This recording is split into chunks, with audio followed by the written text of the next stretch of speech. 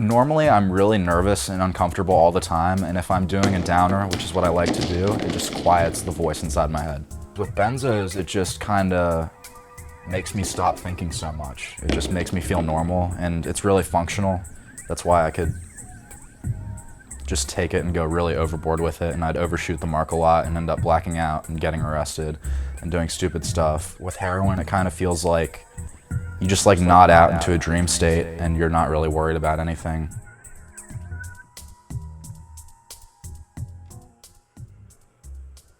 Oh, and it changes.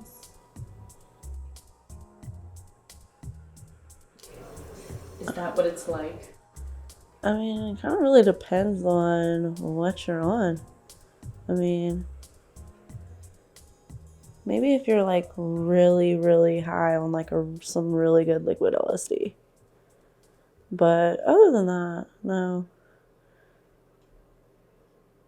When I say K, I feel like everything looks like Legoland. I call it the ketamine castle. Is that weird?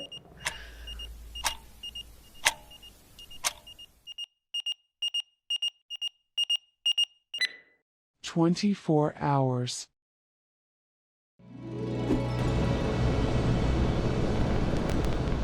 He found like a bunch of white powder and he was like, Monique, you're doing cocaine now?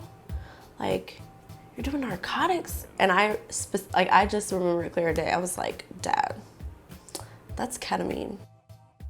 I know. We'll do it another time. I love you. I love you more. I'm so proud of you, best friend.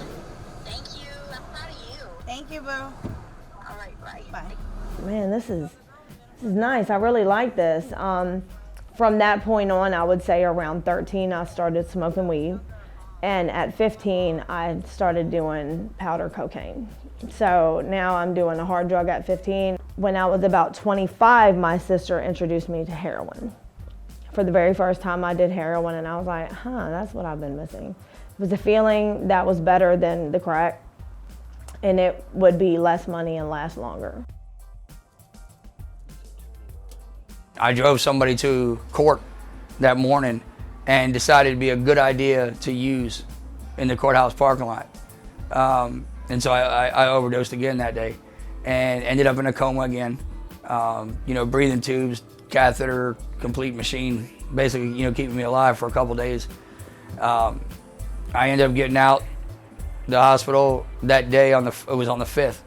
And when I got out, I ended up using again that night.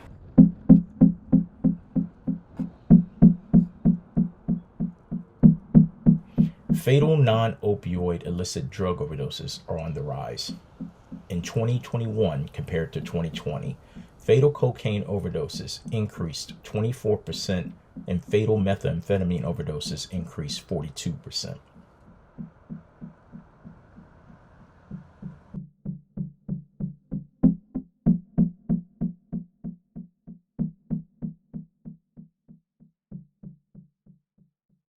With this addiction, right, like it takes you to sleep, you forget.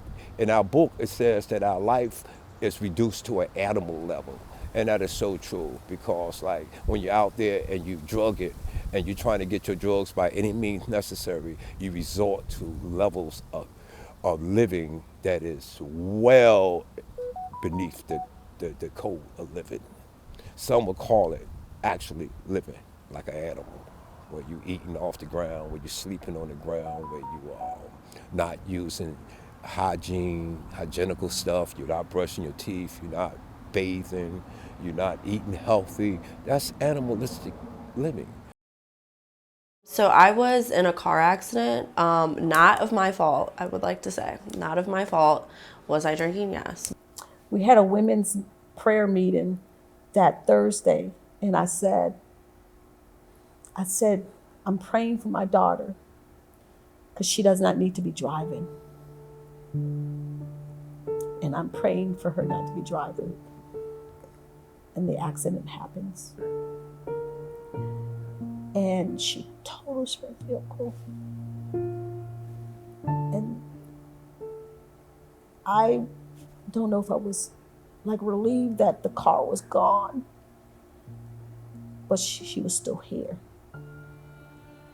She was still here. So I was happy the car was gone, but I was more happy that she was still here and she hadn't hurt anyone else. Now, the next few weeks, like, I don't really remember the next few weeks. That's, they said that I was acting really weird, like I was kind of there but not there, kind of just like robotic. So I ended up having a stroke in my apartment, and thankfully my boyfriend had called the ambulance, but I didn't even remember like this at all. But I had a stroke, and then I woke up the next day and they said that my brain was so swollen, and there was so much bleeding that was probably from the car accident, and I just never did anything about it. So it was covering like the majority of my brain. And they called my parents and told them like, this is like a 30% chance of success. It was like, am I dreaming? Am I dreaming this? Are you what? Honestly, when your child's life is on the line, ooh, anxiety started with me. My heart was beating, my head was hurting. Even knowing that my actions and my like drinking was like making it worse, I like literally couldn't stop. And I tried to stop, and I couldn't get through that. I think the first time I used any substance, I was 11 or 12 years old, I believe. And it was just smoking weed. So I used that for a couple years. And I think around 15, I believe was the first time I overdosed, and ended up in the hospital in a coma for 4 days. I remember waking up, seeing a clock, and that was all I could remember. Nobody was in the room, kind of felt alone. But it was enough that it scared me away from doing that for a long period of time. And then I just went back to smoking marijuana for, about 18 years until my mother got sick. When she was diagnosed with cancer, I started using her pain medication because she wouldn't take it as like the energy that I needed to be able to not feel tired after working a 12-hour day, and then come home and continue to help feed her, bathe her, get her to a room, that kind of thing. And then when my father passed away, I had nobody to kind of hold me accountable. I didn't have anybody to like keep me in line. And so I just went on a full rampage until, fortunately, I was arrested for possession.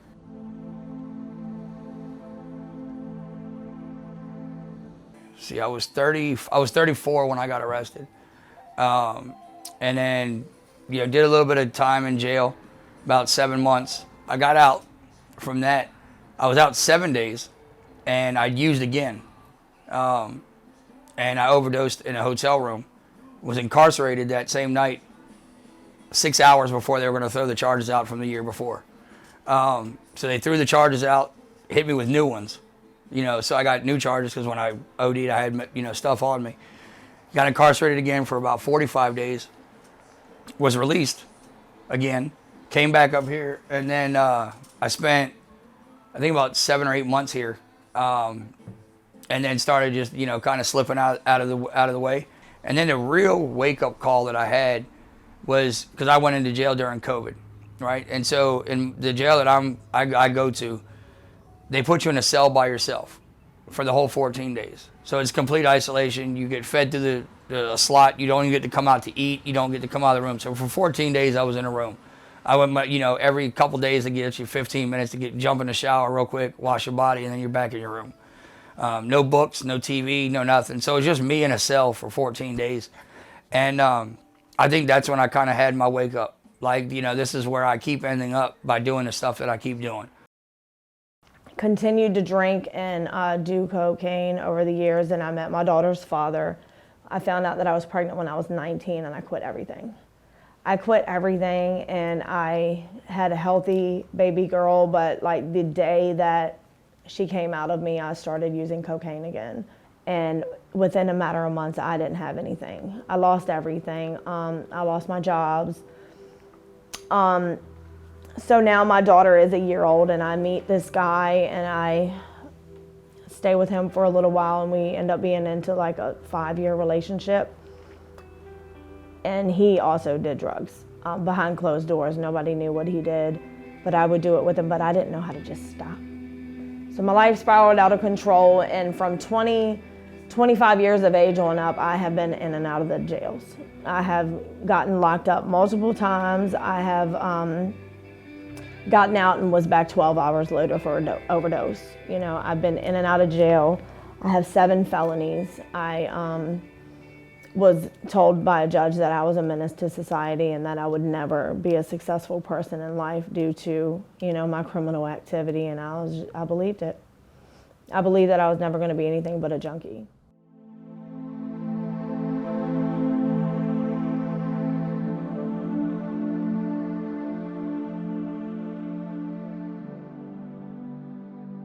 I mean, there was probably a group of like maybe 20 something of us. Almost all of them are dead. And it's weird because it's like you have such vivid memories of like your whole crew and like all these like really happy times, and like you feel like it's so innocent in the time, like at the time, and like looking back at it, it still feels innocent, like it was like still fun, but like so naive, you know. Like the majority of our friends have like overdosed and died. People relapse and they die now. It's probably 5 or 6 of us that are from that same group of people that are still alive today. All of these things that we thought weren't big deals, like everyone's dying over stuff. And then it's especially upsetting when like that person was doing well for a little while, and because it's like you get this hope of like, okay, like, you know, it's not even just a, oh, like they have to grow up type thing. It's not that. It's like, I don't know. It's just, it really hurts. We just, actually one of our friends just passed away like 4 weeks ago. We were talking about that because he never even did like opiates or anything like that. He actually was like one of the most vocal people in our friend group against like heroin and opiates, and like to the point where it was almost berating, you know, and then you find out the most unexpected ways people can get tangled up, and all it takes is like one time, you know.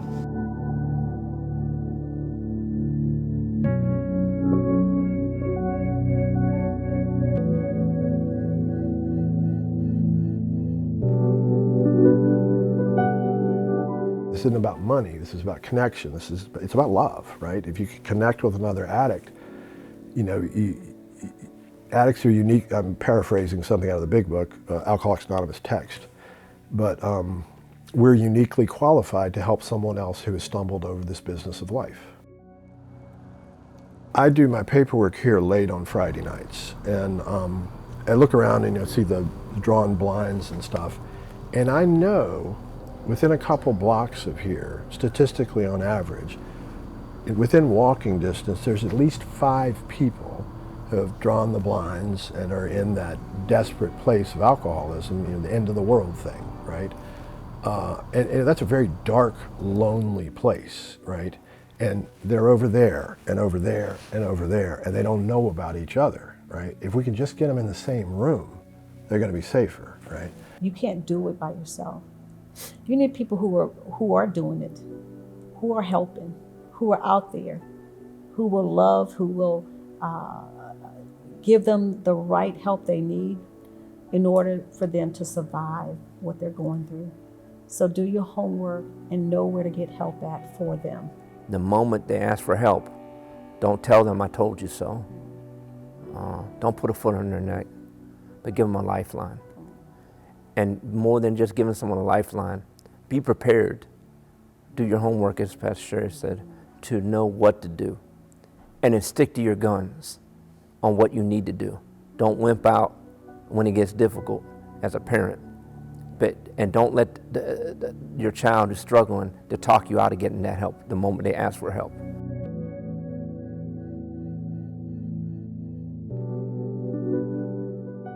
The insanity of addiction and alcoholism is that no matter how many times you share with them and show them and connect the dots, you had this incident, this incident, this incident, this is not normal. That when you're in the midst of addiction, you don't think normal. You think everyone else is wrong. Why do I do this? It's the same thing. I like getting high, but this one's different.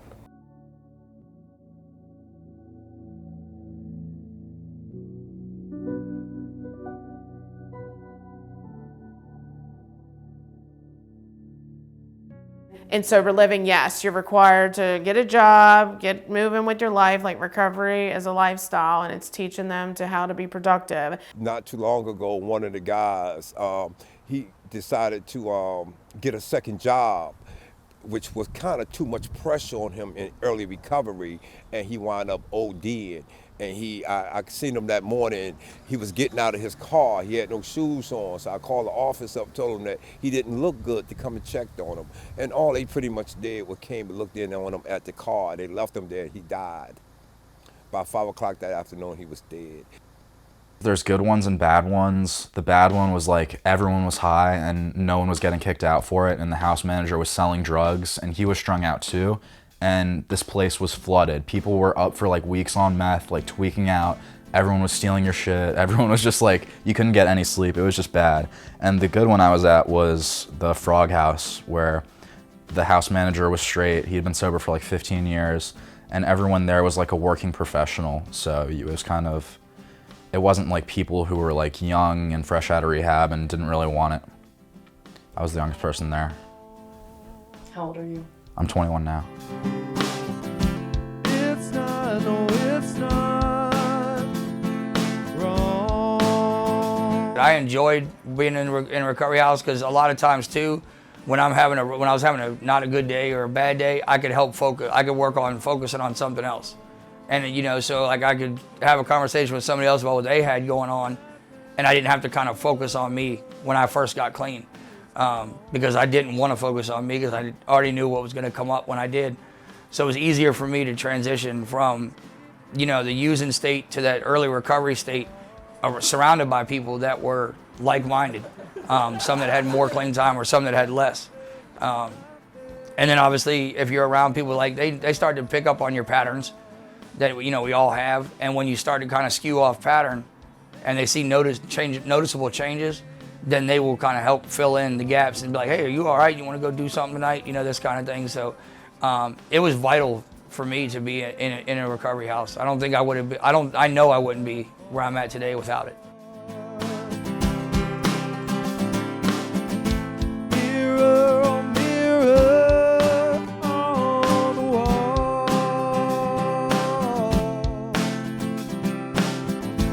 You'll never saw me. How are you settling in so far? Huh?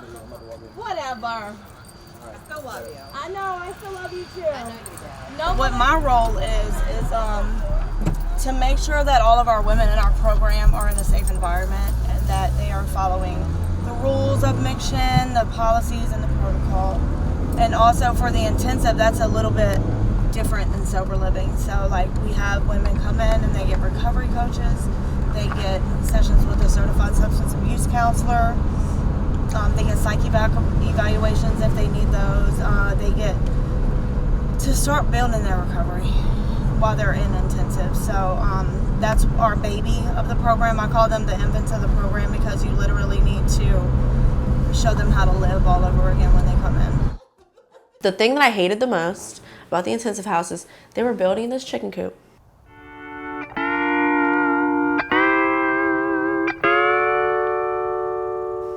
And they told me we were getting some chickens. I was like, what do you mean? They said it will teach you responsibilities. It'll teach you how to care for things. And blah, blah, blah, and you'll get the eggs. And I was like, how many chickens is it? I said 3 or 4. This was a big ass chicken coop. I knew that they were lying. I knew it. I knew that they were lying. There was like 15 chickens.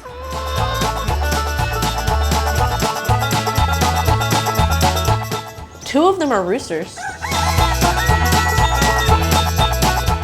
Anyways, I didn't mess with the chickens. I tended to the garden, you know, like my soft air, I'll garden. I'm not messing with the chickens.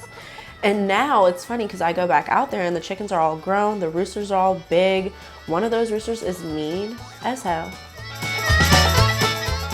But you just have to stand your ground. But also, like, why am I competing with a chicken?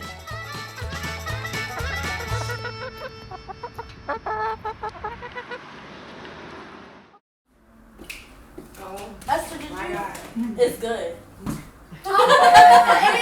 But like sober living, you know, you get that like that first full taste. You're like, yeah, I want to take an overnight. And they're like, okay. And you're like, okay.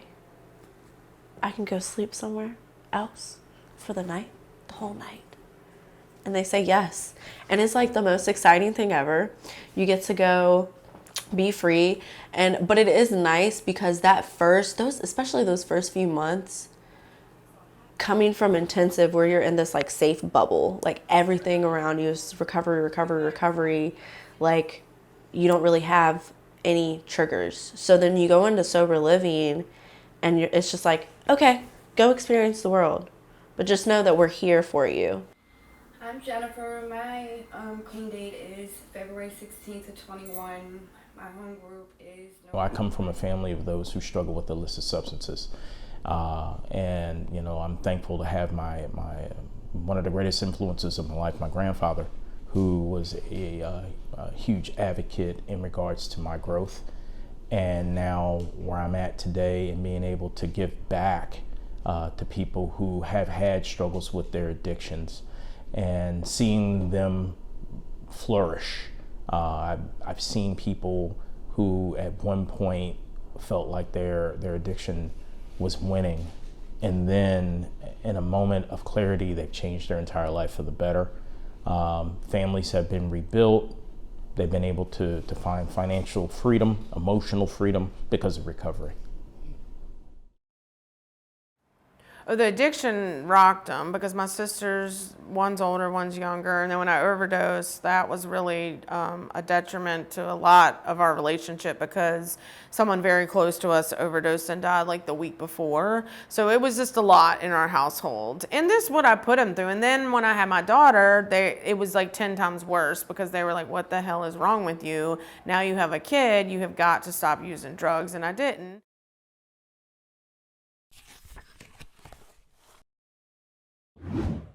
I thought being pregnant was a sign that I would change my behavior. I thought that I would love my baby more than I loved anything. I thought wrong. Growing up, I was told that God gives you babies as gifts and that they are miracles.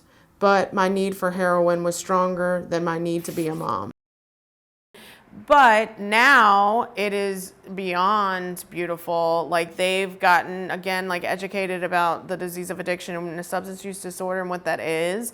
And they come to me for parenting advice and like all of this stuff that I just never even dreamed of would happen. And we're such a close family. I mean, we really are. And my brother even, I got him here and he's been here for 21 months now, living in McShin.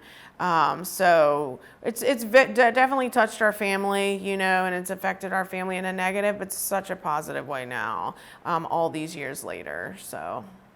This is my daughter. She's 20 years old. She'll be 21 November 7th. So my daughter, I lost custody of her when she was 7. I had a suicide attempt And I called her grandmother and told her to go get her because I was going to kill myself. I was trying to kill myself out of a bad relationship.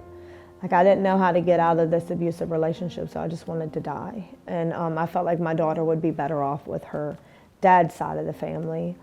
Well, they did get her, and I did go to the mental institution. And when I got let out, I had parenting classes to go to, and I had all of these things to do. Now, mind you, I never went there and told them I had a drug problem. I never went there and told them that I smoke crack from the time I wake up and do heroin to the time I pass out.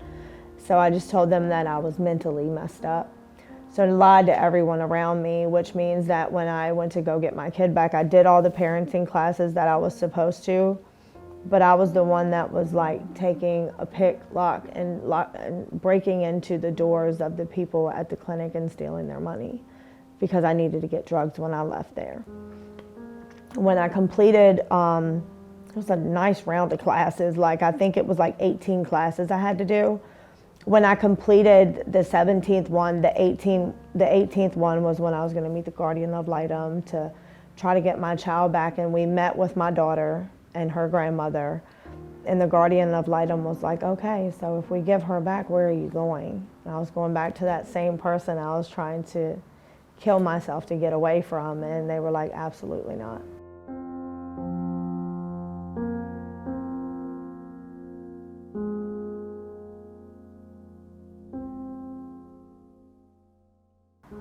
But last year, before I overdosed, she actually reached out to me and started talking to me again. I did 18 months in jail. When I got out of jail, I was clean for 6 months before I decided to go do some more research on my drug use and overdosed again. And then she completely cut me off. She cut me off. She blocked me on everything. Her grandmother said, stop liking on her posts. It's really upsetting her. And I did. I backed off. And the other day I got an accept of a friend request from her. So what's it like seeing her like social media posts and stuff, knowing that you can't be there for her? It's like I'm looking at someone else's kid because like, I don't know her. I don't know who she is. I don't know what she likes. I don't know what her favorite color is. You know, I didn't get to watch her grow up because I chose drugs. So it's hard. But I also look at her and I'm just like, look at that beautiful little girl I made, you know? She's smart. From my understanding, she doesn't do drugs. She doesn't even smoke cigarettes, you know? Like, she didn't get the gene that I got. And that makes me happy.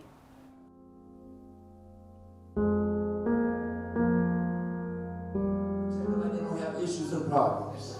But in this church, tell someone in this church, you can come as you are, but you won't leave the way you came. My dad actually he celebrated 30 years this year. And it's crazy because I'm like, you've been doing this for longer than I've been alive. I had a really bad anger problem that I had to really work on.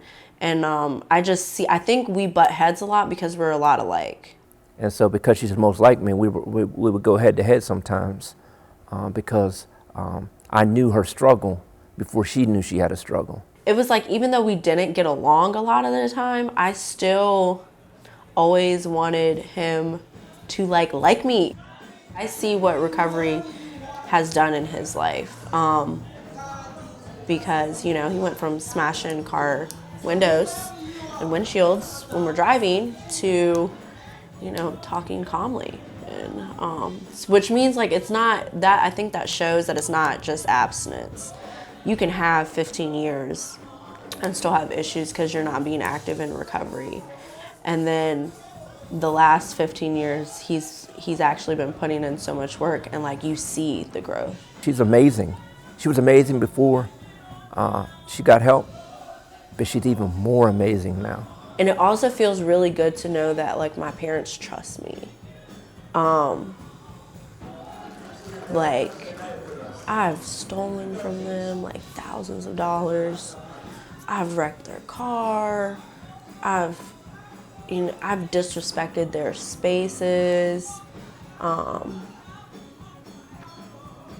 I've physically fought them, you know. Yeah, like they ask me to house sit now. They give me a house key when I house sit. It's crazy, you know. With my youngest sister there, they know that I'm not gonna go pimp her out or something. Like, I could never ask for anything more than that. If we as a church continue to love on them, and it doesn't matter how you show up, it matters how you leave.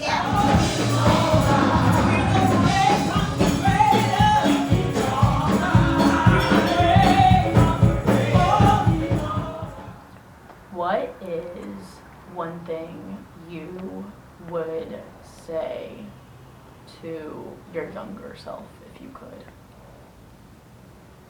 What would you say to Christina, who is still using, who doesn't have a lot of hope? Girl, you better get it together. I'm telling you, because you're gonna have a daughter one day, and she needs to see you do something good with your life. So if you don't do it for you, can you do it for her?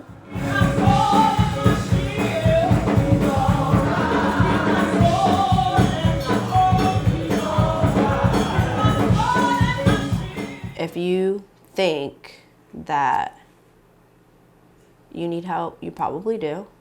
And it doesn't make you weak. It's like the bravest thing that you could probably do is to ask for help. There's a lot of people in there. It's our houses. If we're being honest, the recovery community is getting younger and younger and younger every year, which I think it's sad, but it's a great thing, because that means that people are realizing that they can change their lives, you know, before they reach the age of 50. I was like 18. I was like freshly 18 right when COVID lockdown started. And I went back a couple of times. I went to rehab 3 times, and I've lost count of like detoxes and like hospital visits. And I've been to a couple outpatients too. And why did you go into rehab? Because my mom couldn't handle my shit anymore. Don't wait for the perfect time, because you're never gonna have it. And just go now. Don't wait, just go now.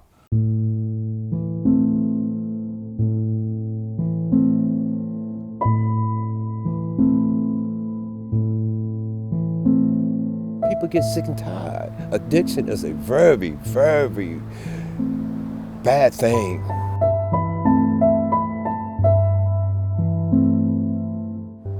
It kills lives.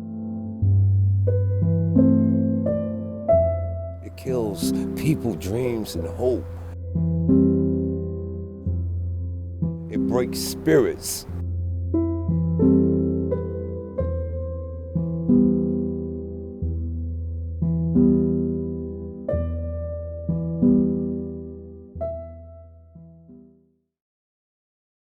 It's only designed for 24 hours. That means that tomorrow morning, you got to get back up again, and you got to go back at it all over again. What you did yesterday don't mean nothing for what's going to be today. It's just that you have stayed clean and sober that day. And that is it. No more, no less. That is it. And we get back up the next day, and we go back to battle again. Like that day didn't ever exist. And we have to keep doing this. No man on the planet has more than 24 hours. We only have 24 hours. We do it 24 hours. We can do it 24 hours. Sometimes we break it down in minutes. Sometimes we break it down in seconds, if need be. But it's only 24 hours. And out of them 24 hours, you're going to sleep 8 of them away. You're going to probably work 8 of them away. So what would that leave? 9 hours just to be on your feet, have to be accounted for, to be responsible for yourself. 9 hours, we could do that. We could do that. We could do that. So when you break it down numerically, it ain't that bad, you know, because numbers don't lie, you know. 24 hours, that's all we got, 24 hours. And that's for every human being. It ain't just for addicts and alcoholics. That's every human being only has 24 hours.